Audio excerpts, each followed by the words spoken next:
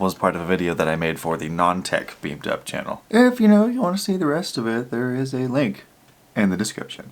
Good morning.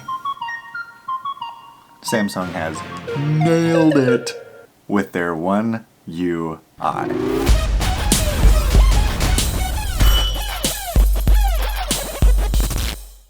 One of the first things she mentioned was that we listened to what our customers were saying, and then blah blah blah blah blah. More of that Samsung ear goodness that we get. I am 110% excited about this new One UI. Like, I am almost foaming at the mouth because I want this so bad. One thing that I really hope they add, on top of all the obvious things that she mentioned during the keynote, is animations, either both adding them to different parts that they weren't before, and giving them a little polish. That'd be nice.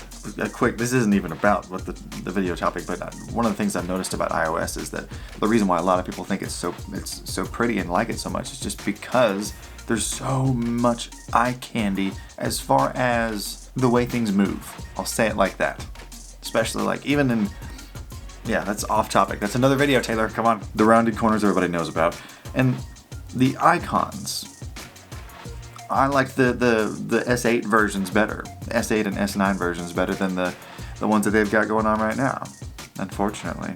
I get what they're trying to do though. They're trying to, because people are like, easy, easy, easy, give me easy. And Samsung's like, okay, I get what they're doing, but I kind of wish that they hadn't on the icons. But I'm assuming that there will be a legacy icon pack or something like that you can theme it with, and then voila, there you go. It's like Burger King, have it your way. The biggest change, in my opinion, is their division of the content area and control area. I think one of the underlying themes of why they made One UI the way they did is because they know that people are using their phone with one hand a lot, most of the time. Maybe not most of the time, but, and number two, their phones are getting bigger and harder to hold with one hand, especially for girls. Or, excuse me, that's an overgeneralization. Those with smaller hands.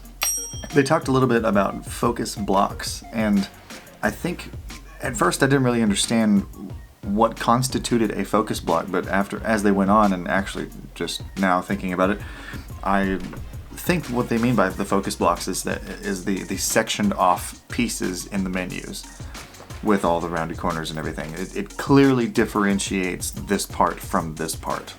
Something that really made me go, yeah, now you're getting it, is they actually stated that they recognize that typically phone manufacturers were trying to cram as much information on the screen as possible at once for maximum efficiency and having to move around less and blah blah blah. And they know that it's overwhelming to the user.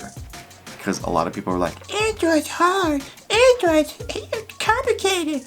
Maybe it's because Android gives you so much information at once or gives you so many choices. Now, again, that's a whole other video topic that I don't want to rabbit trail off of and into. As more and more features were added, more and more information was attempted or crammed onto the screen, and now it's like this big jumble of. So they know about it, they're aware of it, and then they're taking steps to eliminate that while still keeping all of the Samsung and Android goodness. One example she gave is with the dialer. When you're dialing a number, the dialer, contacts, recent, etc. tabs all disappear. The phone knows you don't need them, and as a result, does not even show them, which is because phones are getting taller, they have designated the top part of the phone for viewing stuff and the bottom part of the phone for the Tappy McTapperson actions, which is awesome because that way you don't have to like stretch your thumb up to get to that one back button that's dumbly placed in the upper left-hand corner like Apple. Another thing that was cool, in the messaging app, usually the most recent message was at the top of the screen. It's a given. It's kind of a rule of thumb, if you will. Now they're putting the most recent message in the middle of the screen, so it's just a matter of boop. Suivez-moi. That means follow me. What is it? Mary. Overall, they put a lot of effort into minimizing the amount of finger acrobatics that you have to do in order to get things done on your phone, with one hand especially. They even went in and did a little overhaul, not really an overhaul, but they've gone in and they've tweaked the wording, some of the apps, at least this one. But that shows that they're even, putting a magnifying glass on that stuff too.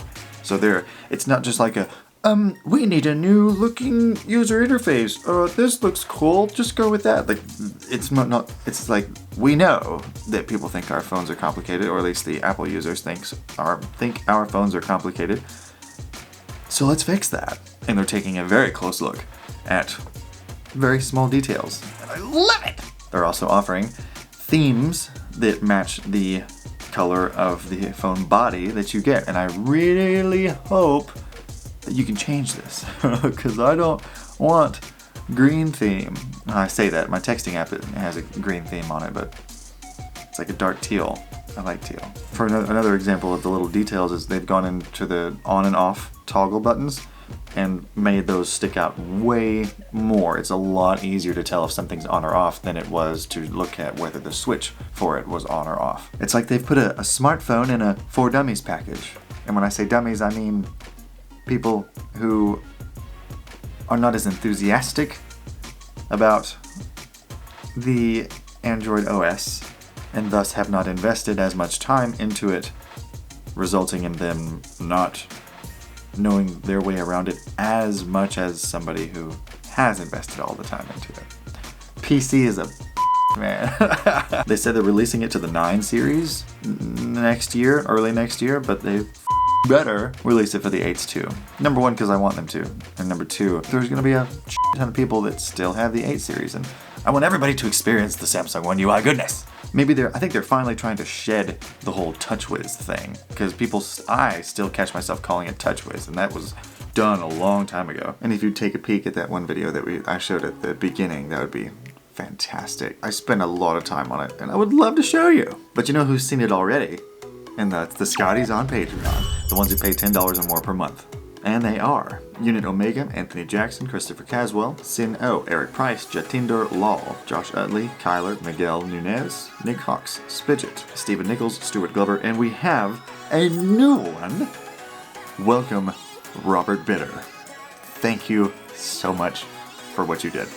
Appreciate it, man. Message me on there and tell me what type of free BeamtUp merch that you want. Okay? BeamtUp. I stay with my Scotties.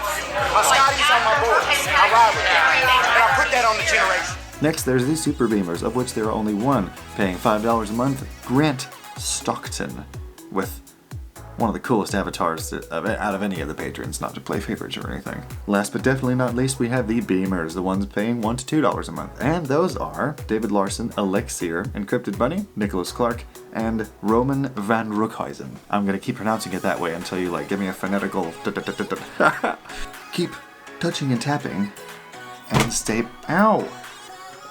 beaming.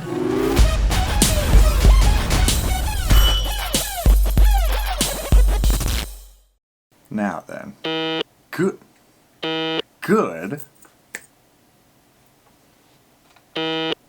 Sleepy. That was part